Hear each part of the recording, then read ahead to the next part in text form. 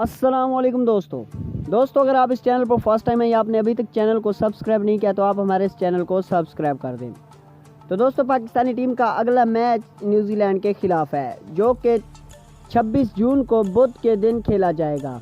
पाकिस्तान और न्यूजीलैंड का ये मैच पाकिस्तानी टाइम के मुताबिक दोपहर 2:30 पर शुरू होगा।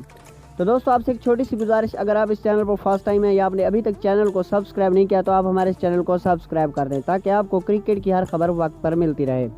तो दोस्तों पाकिस्तानी टीम का अगला मैच न्यूजीलैंड के खिलाफ है जो कि 26 जून को बुध के दिन दोपहर 2:30 पर शुरू होगा।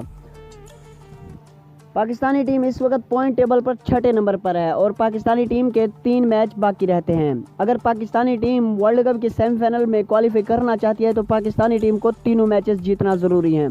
पाकिस्तानी टीम अगर एक भी मैच हारती है तो पाकिस्तानी टीम वर्ल्ड कप में सेमीफाइनल की दौड़ से बाहर हो जाएगी। दूसरी तरफ न्यूजीलैंड पॉइंट टेबल पर पहले नंबर पर है और उसके 11 पॉइंट्स हैं और तकरीबन न्यूजीलैंड की टीम वर्ल्ड कप में सेमीफाइनल में मजबूत उम्मीदवार बन चुकी है। तो दोस्तों अगर बात की जाए पाकिस्तान की प्लेइंग 11 की तो पाकिस्तान की प्लेइंग 11 में तकरीबन कोई तब्दीली नहीं होगी। पाकिस्तानी टीम साउथ अफ्रीका के खिलाफ जो प्लेइंग 11 खेली गई थी वही प्लेइंग 11 न्यूजीलैंड के खिलाफ मैदान में उतरेगी।